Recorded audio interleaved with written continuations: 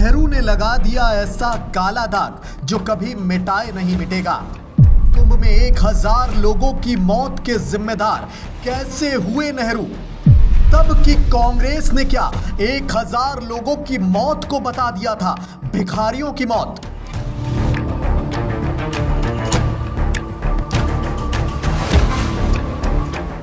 मौके के मौजूद तब के पत्रकार ने जो कुछ भी देखा और संपादित किया वो खुलासा कांग्रेस के चरित्र पर ऐसा धब्बा है जो शायद कभी मिटाए ना मिटे।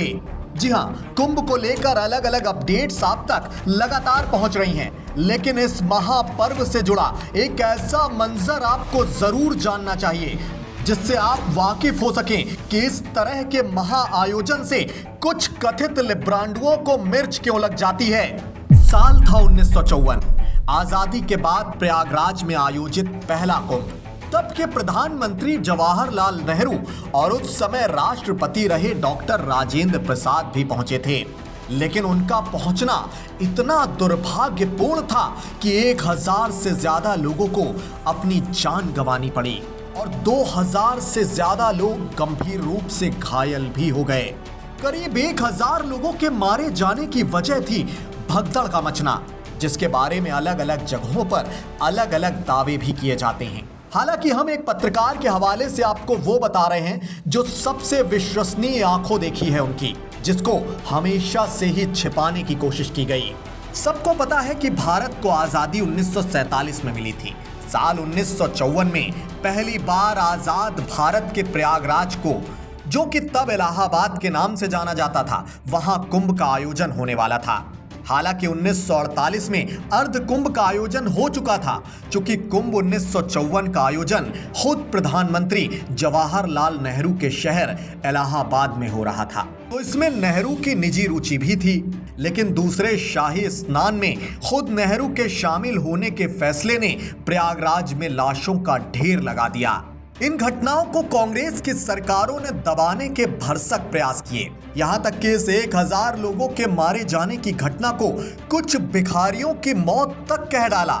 लेकिन आनंद बाजार पत्रिका के एक पत्रकार की वजह से यह पूरा काला राज खुल गया। सबूत के तौर पर तस्वीर भी छप गई। बावजूद इसके इस घटना को कांग्रेसियों ने पूरी ताकत से छिपाने की कोशिश की। हालांकि इस घटना के खुल जाने और हादसे के चलते निराशा में घिर चुके उस समय के मुख्यमंत्री गोविंद वल्लभ पंत बेहद नाराज हुए थे और पत्रकार के लिए बेहद अभद्र शब्द का इस्तेमाल भी कर दिया था। यह दिन था 3 जनवरी 1954। मौका था कुंभ के दूसरे शाही स्नान यानी कि मौनी अमावस्या का। जवाहरलाल नेहरू खुद प्रयाग पहुंचे थे और उनके साथ थे राष्ट्रपति डॉक्टर राजेंद्र प्रसाद। समय था सुबह के करीब 10:20 का। तब नेहरू जी और राजेंद्र बाबू की कार त्रिवेणी रोड से आई और बैरियर को पार करके किला घाट की ओर बढ़ने लगी। इस दौरान नेहरू को देखने के लिए भीड़ उमड़ पड़ी, तो मेले में आ रहा हुजूम और मेले से निकल रहा हुजूम आमने सामने आ गया। भगदड़ मच गई, लोग खाई से नीचे गिरने लगे, तो पास का ही बड़ा कुआं लाशों से मिनटों के अंदर भर गया। वहीं पर आनंद बाजार पत्रिका के लिए मेला कवर कर रहे फोटो जर्नलिस्ट एएन मुखर्जी ने साल 1989 में छायाकृति नाम की पत्रिका में छपे अपने संस्मरण में इन बातों को विस्तार से बताया है। दरअसल इस मेले में हुए हादसे की भयावहता की पोल उन्हीं की तस्वीर से खुल गई थी। वो हादसे के समय संगम चौकी के पास एक टावर पर खड़े थे। उन्होंने अपने संस्मरण में बताया था कि प्रधानमंत्री जवाहरलाल नेहरू और राष्ट्रपति राजेंद्र प्रसाद को उसी दिन संगम स्नान के लिए आना था, इसलिए सभी पुलिस और प्रशासनिक अधिकारी उनके आगमन की तैयारियों में व्यस्त हो गए। लेकिन सुबह 10:20 पर जब दोनों कार से किला घाट की तरफ बढ़े तो भीड़ बुरी तरह से बेकाबू हो गई। हर तरफ लाशें थीं। वो खुद कई लाशों के ऊपर से चढ़कर आगे आए थे और तस्वीर खींची थी।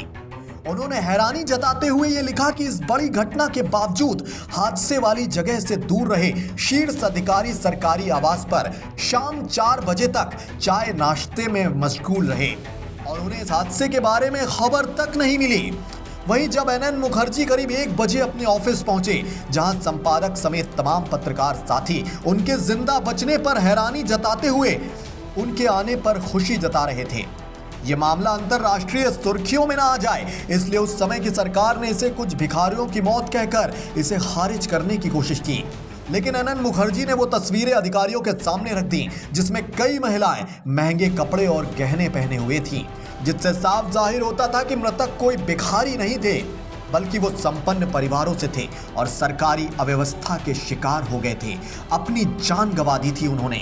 और भी ज्यादा गौर करने वाली बात यह है कि इस घटना में मारे गए लोगों के शव किसी को नहीं दिए गए, बल्कि ढेर के ढेर लगाकर सामूहिक रूप से जला दिए गए, बिना किसी को इत्तला दिए।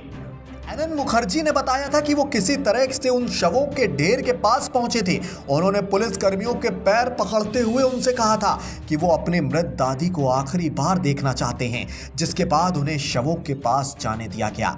इस बीच अनंत मुखर्जी ने चुपके से छोटे कैमरे से सामूहिक रूप से जलाए जा रहे शवों की तस्वीर खींच ली थी। आनंद बाजार पत्रिका ने हादसे की खबर इस तस्वीर के साथ छापी, चूंकि बाकी जगहों पर बहुत कम खबरें छपी। ऐसे में पूरा का पूरा कांग्रेसी सिस्टम हैरान था कि हादसे की तस्वीर आखिर छप कैसे गई। हमने तो भाई इतनी कोशिश की कि इस काले राज को यहीं दबा दिया जाए, कोई भी पत्रकार मुंह ना खोलने पाए। उन तस्वीरों को देखते ही मुख्यमंत्री गोविंद वल्लभ पंत ने चिल्लाकर बोला था, कहां है ये फोटोग्राफर। फोटोग्राफर के पहले उन्होंने एक आपत्तिजनक शब्द का इस्तेमाल भी किया था, जो कि हम आपको यहां नहीं बता सकते। अनंत मुखर्जी ने कहा कि इस बड़े हादसे से सबक लेकर सरकार ने आगे के सभी कुंभ मेलों के लिए महीनों सालों पहले से व्यवस्था करनी शुरू की थी। हालांकि इस घटना के दौरान जवाहरलाल नेहरू की मौजूदगी को छिपाने के प्रयास अब तक चले आ रहे हैं, लेकिन हमने उस पत्रकार की रिपोर्ट को आप सबके सामने रखा है। इस पूरी घटना को हमेशा से छिपाने की कोशिश होती रही है। तथ्यों को भी लगातार तोड़ मरोड़ कर पेश किया जाता है। साल 2019 में प्रधानमंत्री नरेंद्र मोदी ने कौशांबी की एक जनसभा से इस वाकये का जिक्र भी किया था। उन्होंने लौहमर्शक घटना को छिपाने दबाने के प्रयास किए गए, इसका जिक्र किया था। इसके बाद तो मानो पालतू मीडिया गैंग को कोई चारा मिल गया हो। तुरंत ऐसे ही गवाह पेश किए गए जिनका उस स्थान से कोई खास लेना देना नहीं था, और जवाहरलाल नेहरू के इस कारनामे को छिपाने के लिए सुनी सुनाई बातें दोबारा छापी जाने लगी। इस मामले को लेकर 12 साल पहले दैनिक भास्कर ने भी एक रिपोर्ट छापी थी, लेकिन उसमें भी नेहरू की संलिप्तता को छिपा लिया गया था। बता दें कि हादसे के बाद एक और चर्चित अखबार ने इस घटना में सरकारी अधिकारियों के हवाले से सिर्फ 300 लोगों के मारे जाने की बात ही प्रकाशित कर दी थी। हालांकि टाइम मैगजीन ने हादसे में 500 लोगों के मारे जाने की बात कही थी, लेकिन नेहरू की मौजूदगी को हर तरफ से छिपाने की कोशिश की गई। ऐसा ही एक किस्सा बीबीसी हिंदी ने भी छापा है, जिसमें उसने ये बताने की कोशिश की है कि उस समय का मीडिया बेहद आजाद था, लेकिन अनंत मुखर्जी को वो भूल गया और ये साबित करने की कोशिश में पूरा जोर लगा दिया कि उस हादसे की वजह जवाहरलाल नेहरू नहीं थे। यही नहीं, बीबीसी ने तो ये भी झूठ स्थापित करने की कोशिश की कि जवाहरलाल नेहरू घटना के समय प्रयागराज में थे ही नहीं।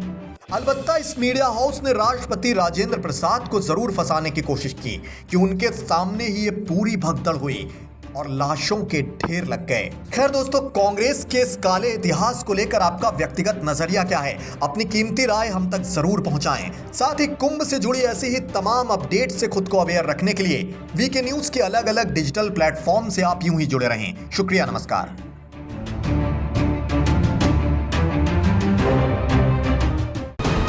वीके न्यूज, राष्ट्र के नाम।